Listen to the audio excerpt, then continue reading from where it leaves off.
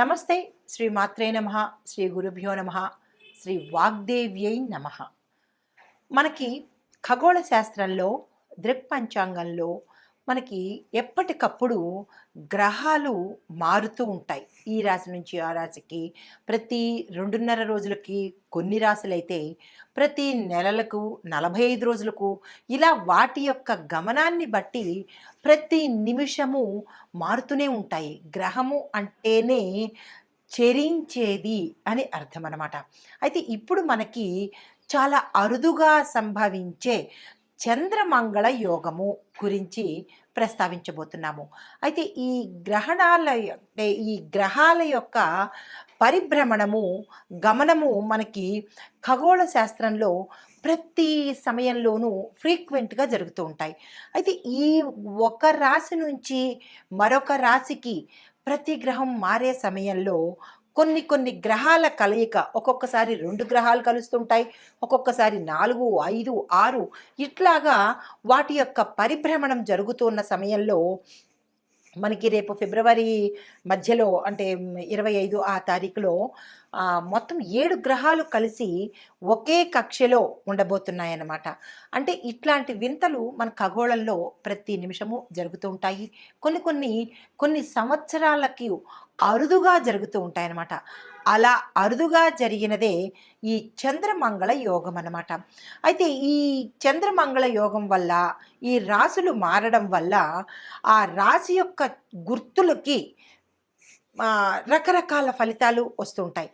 ఆ గుర్తుల్ని మనం అనుసంధానం చేసుకుంటూ ఏ రాశిలో ఏ గ్రహాలు ఎట్లాగా పరిభ్రమణం చేస్తున్నాయి, అవి ఏ సమయంలో చేస్తున్నాయి, వాటి యొక్క ఫలితాలు ఎలా ఉండబోతున్నాయి అనే అంశంలో మనకి ఫిబ్రవరి 26వ తారీఖు మాస శివరాత్రికి, అంటే ఇలా ఒక రాశి నుంచి మరొక రాశికి మారుతూ ఉండడం వల్ల అద్భుతమైన ప్రయోజనాలు ప్రతి ఒక్క రాశి వారికి కలగబోతున్నాయి. అయితే ఈ క్రమంలో ఫిబ్రవరి 26వ తారీఖు 2025 మహాశివరాత్రి సందర్భంగా మకర రాశిలో కుజుడు చంద్రుడితో కలయిక అవ్వడం వల్ల చంద్రమంగళ యోగం అనేది సంభవించబోతోంది.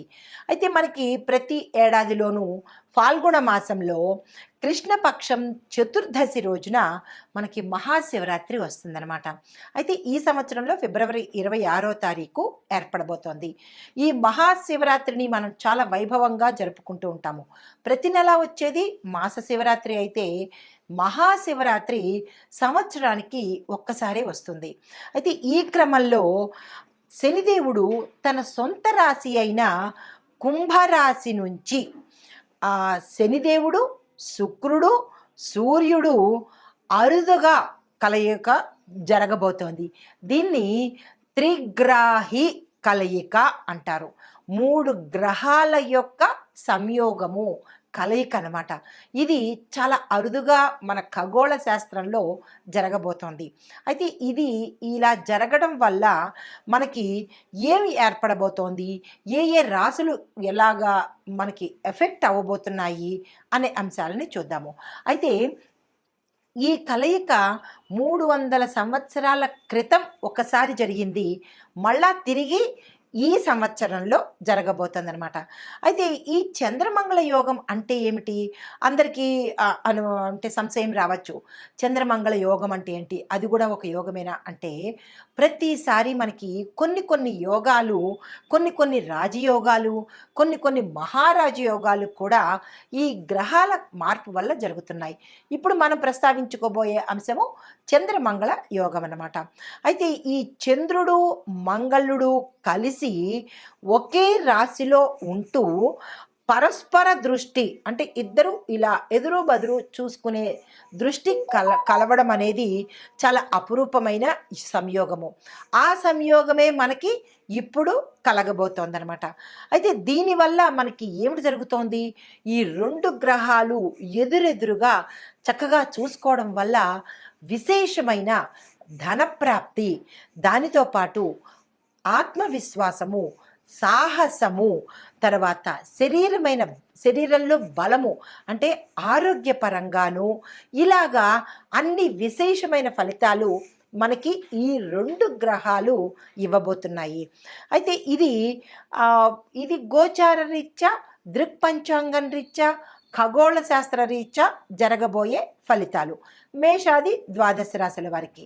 ఇదేంటి అయితే వ్యక్తిగతంగా మరి మాకెలా తెలుస్తుంది అనేటట్టుగా చూసినట్టయితే కనుక, ఈ వ్యక్తిగత సమగ్రమైన జాతక పరిశీలన చేయించుకుంటే ఈ 2 గ్రహాలు అంటే ప్రతి జాతక చక్రంలోనూ మనకి 12 భావాలు ఉంటాయి.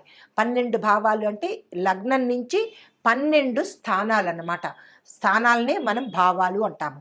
ఈ స్థానాలలో ఈ ఇద్దరి కలయిక ఏ స్థానంలో కలగబోతోంది? మొదటి స్థానం మనము లగ్నం అని చెప్పుకుంటాం. తను భావము అంటే తన యొక్క భావము, రెండో భావము, మూడో భావము, ఇలా ఒక్కొక్క భావానికి ఒక్కొక్కళ్ళు.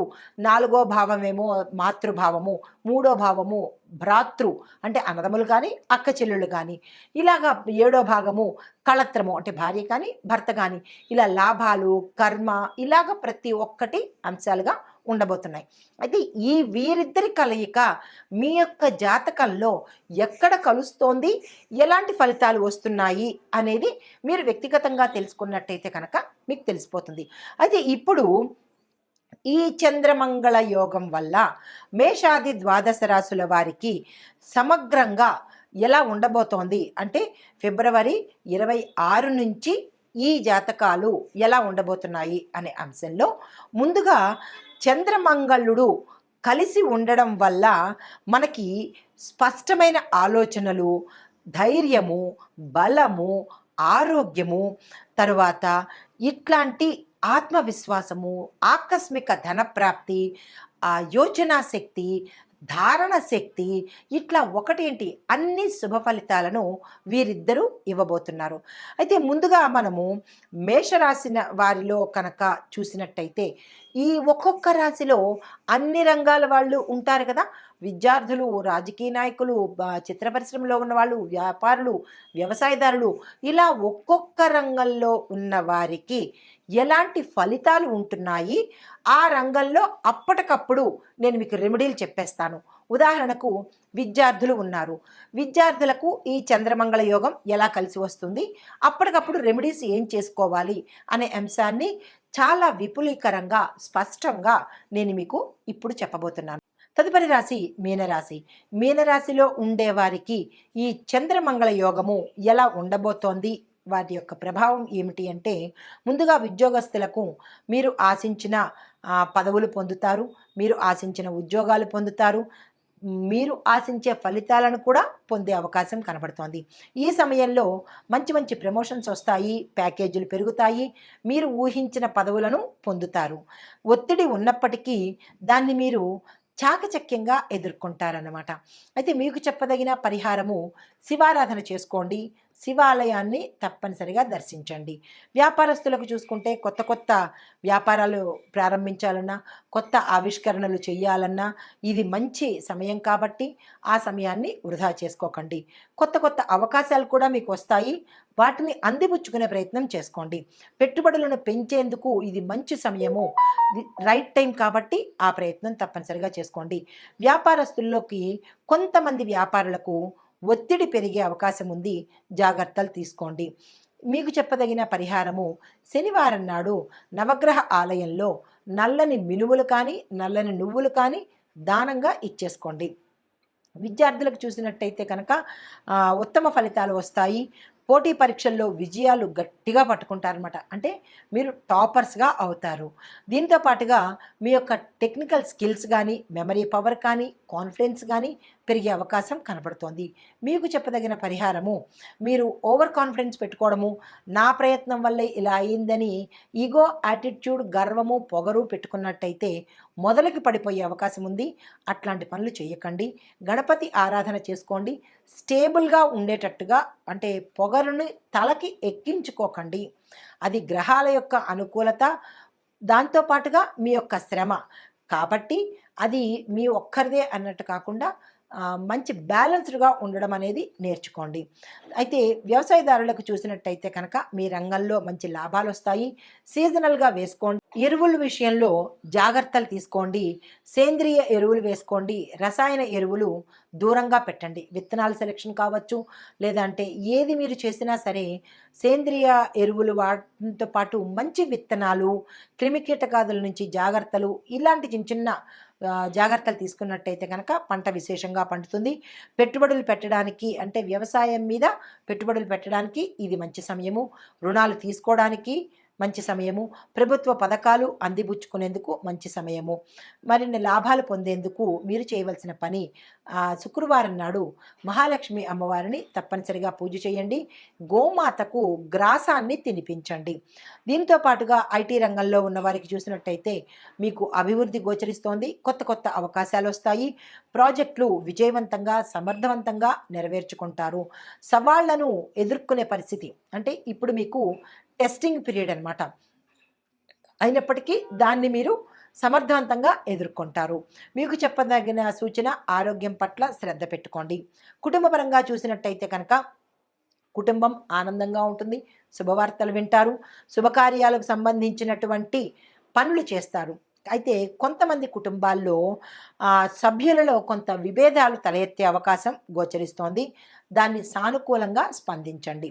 కుటుంబ పరంగా చూసినట్టయితే కొంతమంది కుటుంబాల్లో విభేదాలు రావడము, భార్యాభర్తలు విడిపోవడము, ఇట్లాంటి సమస్యలు వచ్చే అవకాశం ఉంది. సానుకూలంగా స్పందించండి.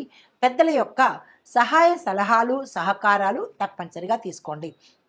మీకు చెప్పదగిన పరిహారము, పెద్దలను గౌరవించండి. గురు సంబంధిత ఆలయాలను తప్పనిసరిగా సందర్శించండి. దీనితో పాటుగా కాలభైరవాష్టకాన్ని కనుక తప్పనిసరిగా చదవడం కానీ వినడం కానీ చెయ్యాలి. అయితే ఆరోగ్యం పట్ల చూసినట్టయితే ఆరోగ్యం మెరుగ్గా ఉంటుంది. ఆరోగ్య సమస్యలు గతంలో ఉంటే కనుక అవి తీరిపోయే పరిస్థితి. దీంతోపాటు చిన్న చిన్న చిట్కాలను పాటించి మరింత శక్తివంతంగా పెరిగేందుకు, మరింత ఆరోగ్యం చేజిక్కించుకునేందుకు ఇది మంచి సమయము. ఒత్తిడిని తగ్గించుకోండి. విశ్రాంతి, ఆహారము చక్కనిగా తీసుకోండి. అయితే శనివారం నాడు మీకు చెప్పదగిన ఫలితము, నవగ్రహ ఆలయాన్ని తప్పనిసరిగా సందర్శించండి. అక్కడ శనేశ్వరుడికి తప్పనిసరిగా పూజ చేయండి. వీరితో పాటు చంద్రుడికి, కుజుడికి కూడా పరిహారం చేసినట్టయితే మరింత మంచి ఫలితాలు పొందుతారు. దీంతోపాటు కళలు, రాజకీయ రంగంలో ఉన్నవారికి, కళాకారులకి ప్రజల ప్రోత్సాహము, మంచి అవకాశాలు వస్తాయి. రాజకీయ నాయకులకు కొత్త కొత్త అవకాశాలు రావడంతో పాటు ప్రజల మద్దతు కూడా మీకు లభిస్తుంది. ప్రణాళికలు ఏమైనా వెయ్యాలి అంటే కనుక ఇప్పుడు వేసుకోవచ్చు. మీ ప్రతిభకు తగిన గుర్తింపు కూడా లభిస్తుంది. అయితే గురువారం నాడు పసుపు గణపతికి తప్పనిసరిగా పూజ చేసుకోండి. సమగ్ర విశ్లేషణ ఏంటంటే, ఉత్తమ ఫలితాలు ఉద్యోగస్తులకు, వ్యాపారస్తులకు, ఐటీ రంగంలో ఉన్నవారికి గోచరిస్తోంది. జాగ్రత్తలు తీసుకోవాల్సిన వాళ్ళు కుటుంబ పరంగాను, ఆరోగ్యపరంగాను జాగ్రత్తలు తీసుకోవాలి. అయితే ముఖ్యమైన సూచనలు ఏంటంటే కనుక, మీరు ఆరోగ్యం మీద శ్రద్ధ పెట్టండి. కుటుంబ సభ్యులతోనూ, కుటుంబాల్లోనూ జాగ్రత్తగా మెలగండి. సమస్యలు వచ్చే అవకాశం ఉంది కాబట్టి ఆ సమస్యల్ని సమన్వయంతో పరిష్కారం చేసుకోండి. పనిలో శ్రద్ధ పెట్టండి. ఎదుటివారిని గౌరవించండి. ఇది ఈ రాశి వారికి చెప్పదగిన చంద్రమంగళ యోగము, దానితో పాటుగా గోచార రీత్యా ఫలితాలు, ప్రభావాలు. నమస్తే.